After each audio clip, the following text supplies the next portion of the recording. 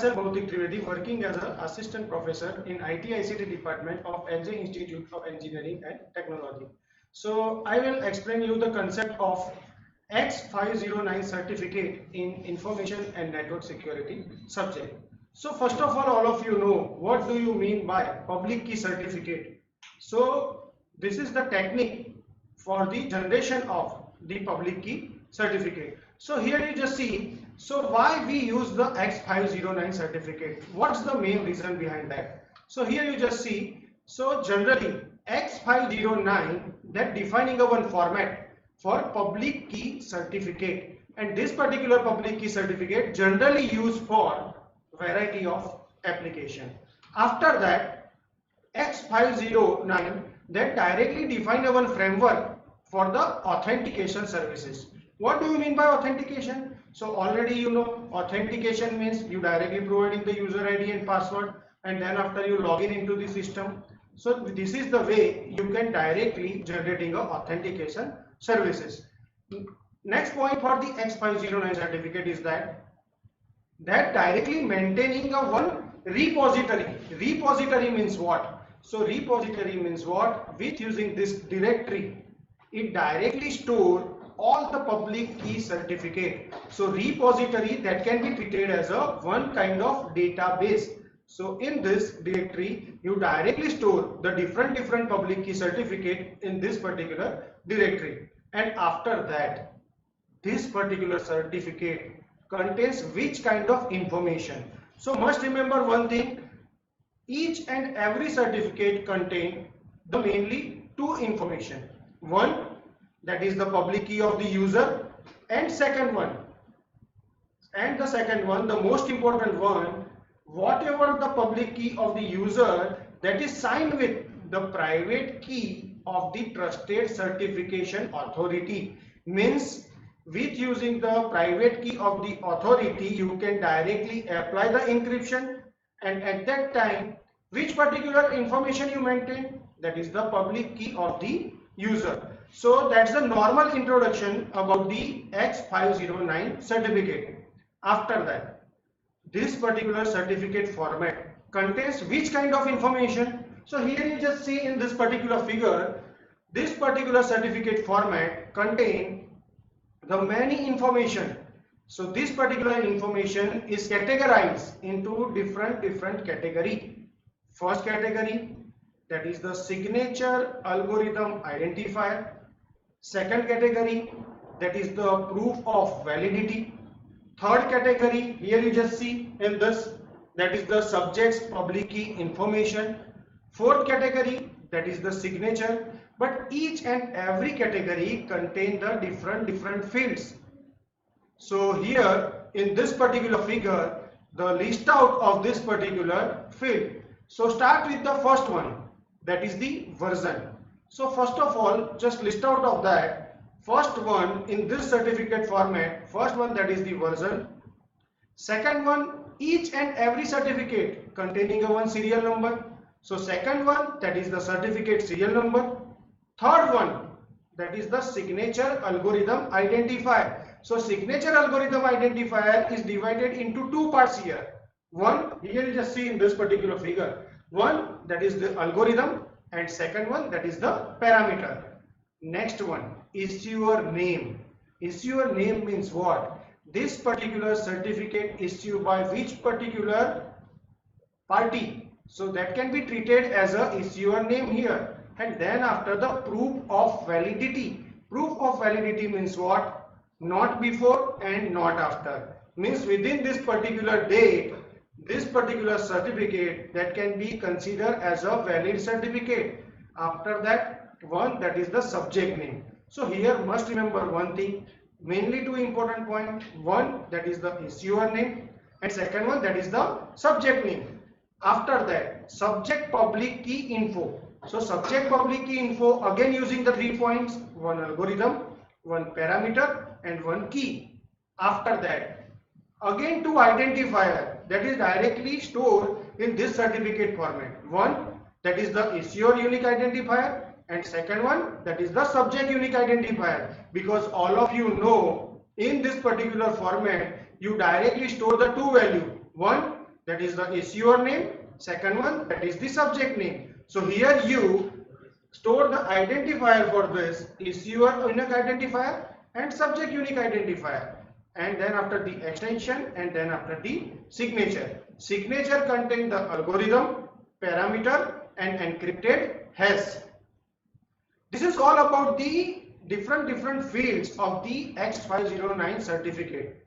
But X509 certificate supported the three versions: version 1, version 2 and version 3. Here you just see in this particular figure version 1, version 2 and version 3. And whenever you talk about the concept of the signature here, so signature, that's the part of all the version. That's the part of all the version. Means from the version to key, that is the version number 1. From the version to subject unique identifier, that's the version number 2. And from the version to extension, that's the version number 3. So after that, one by one, discuss about each and every point. So start with the first one, version. So must remember one thing, version means all of you know. So here I directly generating a certificate version. Default version, that's the version number 1. After that, serial number means what? Serial number means one integer value that is unique. So certificate authority directly generating a one serial number, and that can be treated as a certificate serial number. And must remember one thing here, that generating a unambiguous. Unambiguous means no ambiguity occur in between. So that is the most important thing here. After that, signature algorithm identifier. So why we use the signature algorithm identifier here? That is generally used for signing the certificate, and signing the certificate with the parameter also. Then after, issuer name. Issuer name means what? Generally the name of the issuer, that is the certificate authority, because certificate authority directly issue the certificate to the different party. So here issuer name means that is the certificate authority name. After that, period of validity. So what is the meaning of period of validity here? So period of validity means it consists of two dates, one first date and second one last date, on which the certificate that can be treated as a valid certificate. So that is the most important thing, the period of validity. After that, subject name. Subject name means what? The certificate authority directly issue the certificate to which particular party. So the name of the user to whom this certificate refer, that can be treated as a subject name. So up to this point, you know the concept of issuer name, you know the concept of subject name, and you know the period of validity on which the particular certificate that can be treated as a valid certificate. After that, next point, that is the subject's public key information. Because all of you know what do you mean by subject. Subject means what?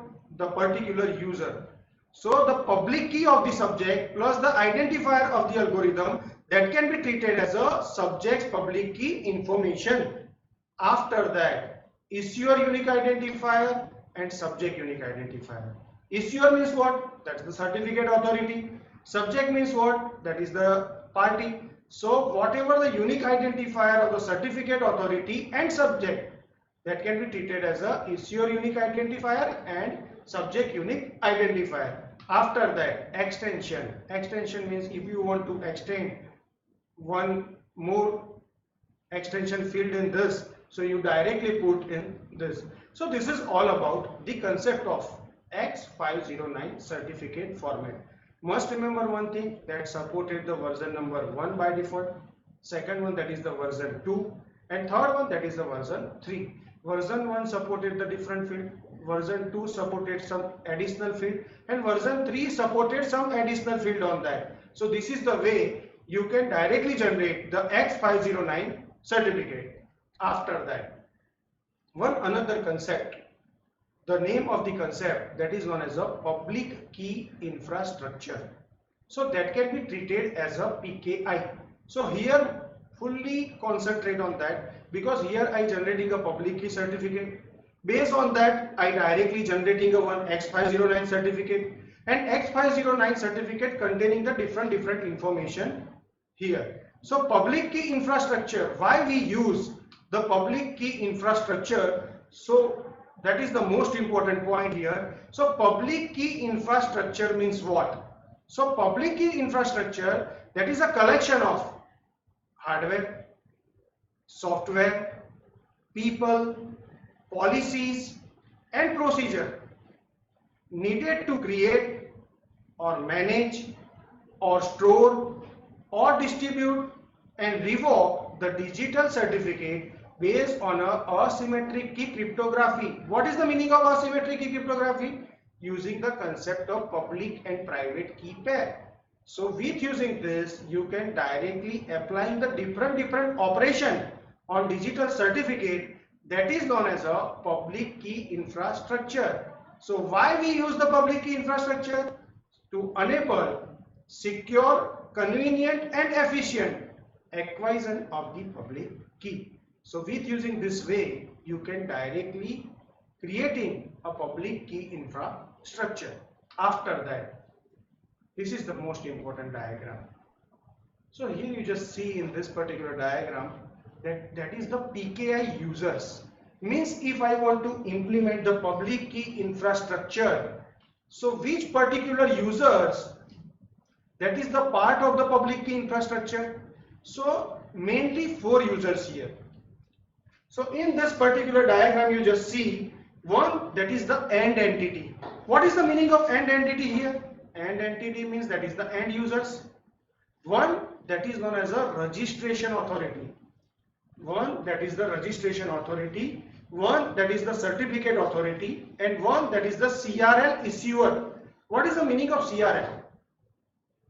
That is known as a revocation list, means certificate revocation list.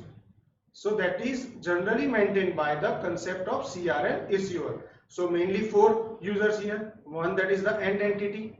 Second one, that is the registration authority. Third one, that is the certificate authority. And fourth one, that is the CRL issuer. So what's the functionality behind the end entity? What is the main functionality of end entity? So end entity means that is the end users.